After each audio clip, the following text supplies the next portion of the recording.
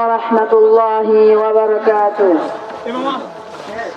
إن الحمد لله وحده والصلاة والسلام على من لا نبي بعده أما بعد أعوذ بالله من الشيطان الرجيم بسم الله الرحمن الرحيم ووصينا الإنسان بوالديه حملته أمه وهنا على وهن وفصاله في عامين أن اشكر لي ولوالديك إلي المصير.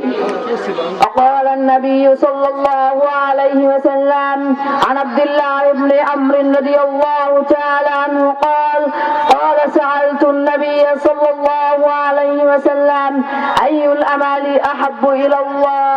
قال الصلاة على وقتها. قال ثم يقال ثم بر الوالدين.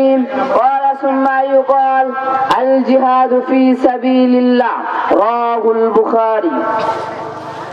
আলহামদুলিল্লাহ, সমস্ত প্রশংসা সমস্ত সানা সেই মহান রব্বুল আলামিনের জন্য, যে মহান রব্বুল আলামিন আপনাদেরকে এবং আমাকে এই দ্বীনি মজলিসে এসে কিছু কথা বলার এবং আপনাদেরকে কিছু কথা শ্রবণ করার তৌফিক দান করেছেন।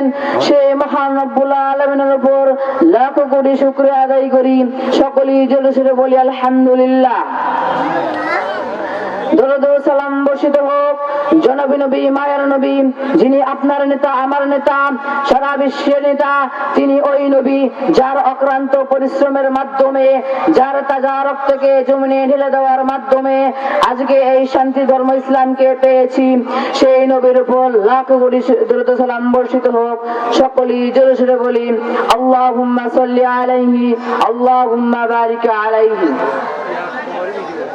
সম্মানিত হাজিরিন, আমি কুরআনুল কারীম থেকে একটি আয়াত পাঠ করেছি। তার সাপেক্ষে রাসূল সাল্লাল্লাহু আলাইহি ওয়াসাল্লামের অসংখ্য মুখনিষ্ঠ বাণী থেকে একটি হাদিস পাঠ করেছি। এই আয়াত এবং হাদিসকে কেন্দ্র করে আজ আমার বক্তব্যের বিষয় হবে পিতামাতার মর্যাদা এবং পিতামাতার সাথে সদাচরণ। আমি সংক্ষিপ্তভাবে আলোচনা করার চেষ্টা করব, যদি আল্লাহ সুবহানাহু ওয়া তাআলা চায়। সম্মানিত হাজিরিন, বলতেছিলাম পিতামাতার মর্যাদা। আল্লাহ সুবহানাহু ওয়া তাআলা পিতামাতার মর্যাদা এতটাই বেড়ে দিয়েছেন যে আল্লাহ সুবহানাহু ওয়া তাআলা পিতামাতার মর্যাদা এতটাই বেড়ে দিয়েছেন যে কারণ পৃথিবীর ভিতরে, আসমানের নিচে, জমিনের উপরে আপনাকে সবচেয়ে বেশি ভালোবাসার অধিকার রাখে আপনার পিতামাতা। কারণ আল্লাহ সুবহানাহু ওয়া তাআলা পিতামাতার মনটাকে এতটাই নরম করে দিয়েছে যে কারণ আল্লাহ সুবহানাহু ওয়া তাআলা পিতামাতার ভালোবাসাকে এতটাই বেড়ে দিয়েছে যে যদি আমাদের পিতামাতা বেঁচে না থাকতো তাহলে আমরা আজকে এই পৃথিবীর আলো দেখতে পারতাম না। যদি আমাদের পিতামাতা বেঁচে না থাকতো তাহলে আমরা এই পৃথিবীর আবহাওয়া অনুভব করতে পারতাম না। কিন্তু দুঃখজনক বিষয়, আজকের সমাজের যুবকরা সে সম্মানিত পিতামাতাকে পেয়ে, সে ভাগ্যবানজনক পিতামাতাকে পেয়ে আজকের সমাজের যুবকরা তাদেরকে ডাস্টবিনের ময়লার মতো মনে করছে। ডাস্টবিনের ময়লা যেমন প্রত্যেকটি মানুষের কাছে দুর্গন্ধজনক, ডাস্টবিনের ময়লা যেমন প্রত্যেকটি মানুষের কাছে জঘন্যতম, তেমনই ভাবে আজকের সমাজের যুবকরা তাদের পিতামাতাকে মনে করছে। সম্মানিত হাজিরিন, আল্লাহ সুবহানাহু ওয়া তাআলা কুরআনুল কারীমের ভিতরে 31 নম্বর সূরা সূরাতুল লুকমান 14 নম্বর আয়াতে বলছেন ওয়াসাইনাল ইনসানা বিওয়ালিদাইহি হামালাতহু উম্মুহু ওয়াহানা আলা ওয়াহনি ওয়া বিসালুহু ফি আমাইনি আনিশকুর লি ওয়া লিওয়ালিদাইকা ইলাইয়াল মাসির। আল্লাহ সুবহানাহু ওয়া তাআলা বলছেন তোমরা তোমার পিতামাতার সাথে সদাচরণ করো, কারণ যে মা তোমাকে 10 মাস 10 দিন কষ্টের পর কষ্ট করে গর্ভে ধারণ করেছেন এবং একাধারে 2 বছর দুধ পান করেছে, এবং তোমরা তোমার প্রতিপালক এবং পিতামাতার উপর কৃতজ্ঞ হও। সম্মানিত হাজিরিন, আমি আপনাদেরকে এটাই বুঝতে যাচ্ছি যে আল্লাহ সুবহানাহু ওয়া তাআলা আপনাদের পিতামাতার সাথে সদাচরণ করার নির্দেশ দিয়েছে। কারণ যে মা আপনাকে 10 মাস 10 দিন কষ্টের পর কষ্ট করে গর্ভে ধারণ করেছেন, আপনাকে এত কষ্টের পর কষ্ট করে তার ঘুমকে হারাম করে আপনাকে গর্ভে ধারণ করেছে, এবং আপনি যখন পৃথিবীতে আগমন করলেন এবং আপনি যখন পৃথিবীতে জন্মগ্রহণ করলেন, আপনার মা আপনাকে তখনও ছেড়ে যায়নি, আপনার মা আপনাকে তখনও ভুলে যায়নি। আপনাকে 1 থেকে 2 বছর দুধ পান করেছে এবং আপনাকে বড় করে লালিত পালিত করে আজকে ডাক্তার, ডিসি অফিসার, মন্ত্রী বানিয়েছে, আর আপনি আজকে ডাক্তার, ম্যাজিস্ট্রেট হয়ে আপনার পিতামাতাকে ভুলে যাচ্ছেন। আল্লাহ সুবহানাহু ওয়া তাআলা আপনাকে ছাড় দেবে না।